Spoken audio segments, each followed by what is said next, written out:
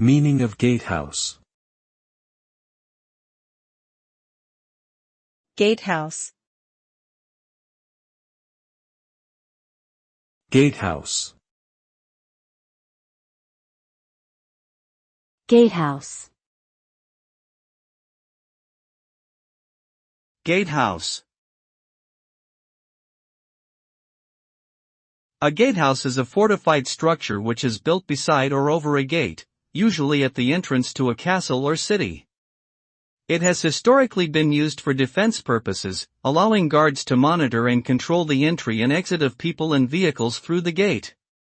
Gatehouses can also serve as housing for guards and important personnel. In modern times, gatehouses can be found in various institutions such as prisons, military bases, and universities. In summary, a gatehouse is a structure located at the entrance to a walled or secured area designed for monitoring and controlling access.